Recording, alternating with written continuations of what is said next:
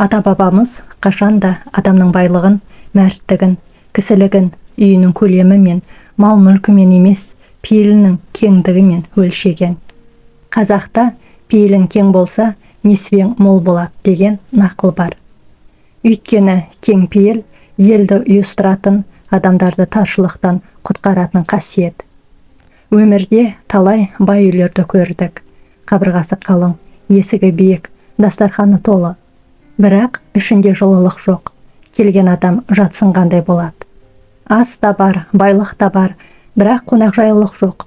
Мұның бәрі пейілдің тарлығынан. Ал керісінше, шағын ғана үйдің төрінен кең дүниені көргенде болатын кездер аз емес. Үлкен кісілер айтушы еді, жаным-ау, үйдің тарлығына емес, көңілдің тарлығына қынжыл. Көңіл кең болса, шағын үйде сарайға айналады. Ата-бабамыздың өсиеттерін қарасақ та осыны меңзейді.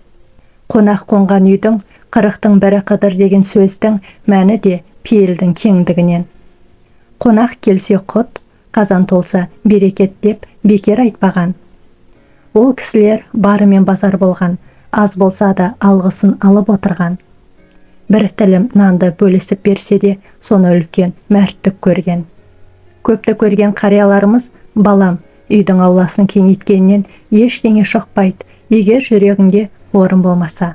Сенің шаңырағыңа бір адам кіргенде, ол кісі төрге шыққандай шаттық сезінсе, міне, нағыз байлық сол деп үнемі айтатын. Адамдар кейде үйін сәндеп, әшекейлеп, өзгеден асып түсем деп әуре болады.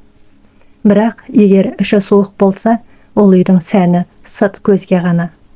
Үйдің сыртқы сәніне емес, ішкі сәніне қара дейді дана халқымыз. Ішкі сән дегеніміз адамдардың мінезі, қонақжайлығы, пейілі. Тар пейілді адамның сөзі де, ісі де тар.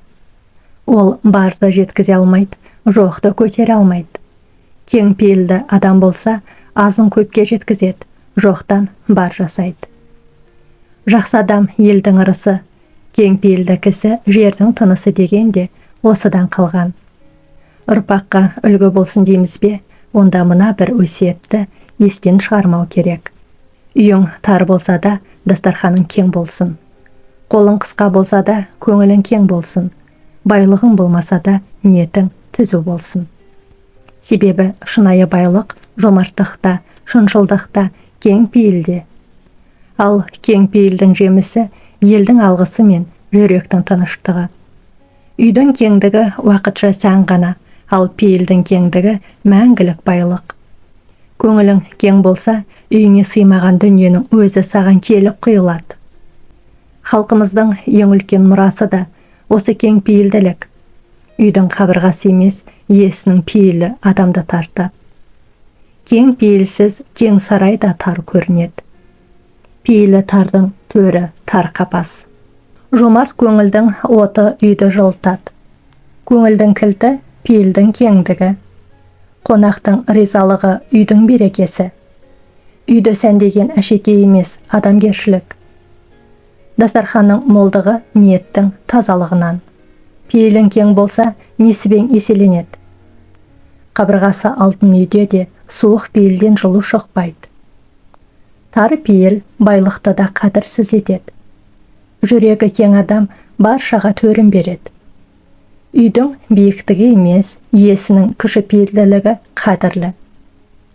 Тар пейілді жан байлықтың да берекесін қашырады. Кең пейіл елді біріктіретін алтын көпір. Қонақжайлығы жоқ үйдің оты өшкенмен тең. Үйің шағын болса да, жүрегінде орын мол болсын. Тар көңіл үлкен үйді де түрмеге айналдырады.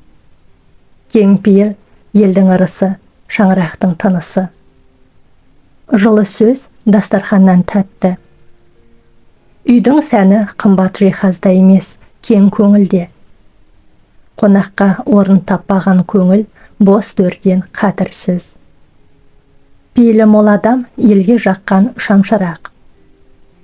Қабырғаңды кеңейткенше пейіліңді кеңейт. Байлықтың сәні жомарттықпен артады.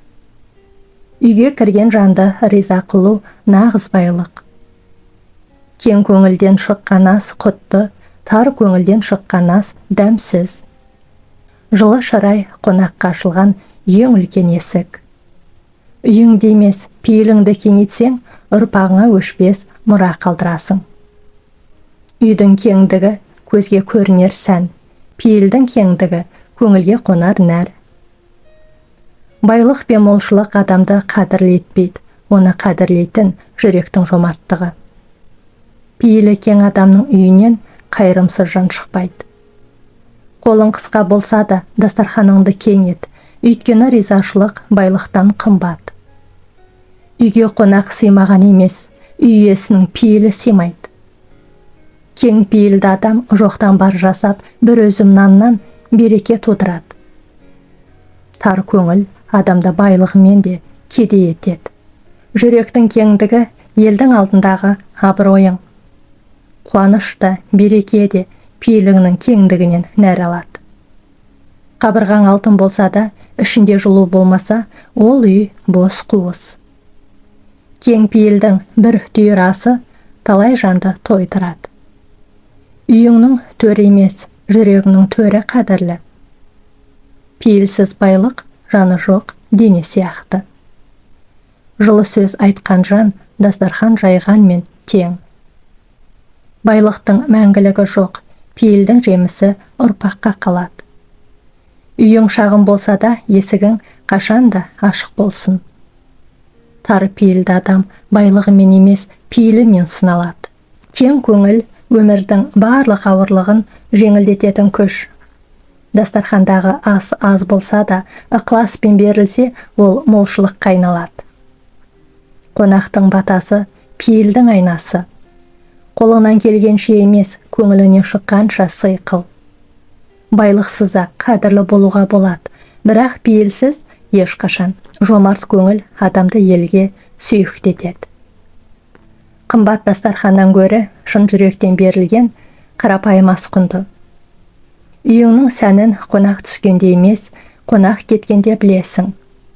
Қарапайым, кең пейіл жаннан ел ешқашан жалықпайды. Жүрекке жылу бермеген үйден байлық та, дәулет те алыс кетеді. Пейілің кең болса, жаның тыныш, ұрпағың бақытты. Тек пейіл ғана адамды ұрпақ жүрегінде мәңгі сақтайды. Үйің кішкентай болса да, жүрегің кең болсын. Көңілің кең болса, досың көп болады. Қонаққа төріңді берген елге сыйлы болған. Жақсы бала үлкенге ізет, кішіге құрмет көрсетеді. Дастарханды кеңейткен берекені көбейтеді. Жүрекке жылу сыйлаған нағыз бай адам. Тары көңілден жақсылық шықпайды. Кіші пейілді бала елдің мақтанышы. Қонақты сыйлаған өзін сыйлаған. Жомарттық балаға берілер ең үлкен мұра. Ақ ниетпен берген ас тәттіден де дәмді. Кең пейілді бала елге қуаныша келеді. Қол ашықтың жол ашық. Әдепті бала әке-шешесінің мерейін өсіреді. Үлкенді сыйлаған, өнеге алған. Пейілдің кеңдігі бақыттың кілті. Қайырымды бала жүректің шамшырағы. Жылы сөз жанға азық. Үйдің сәні баланың әдебінде. Кең пейілді бала елге сүйікті, ата-анаға құрметті. Аш пейіл адамды кедей етеді, кең пейіл адамды бай етеді. Қайырымды бала елдің ертеңі. Бір үзім нанды бөліссең, жүрекке қуаныш сыйлайсың. Жүрегі таза бала айнадай жарық. Үйдің жылуы балалардың мейірімінде. Жақсы сөз жанға шипа, жаман сөз көңілге дақ. Пейілің кең болса, жолың да ашық болады. Жылы жүрек ең қымбат сый.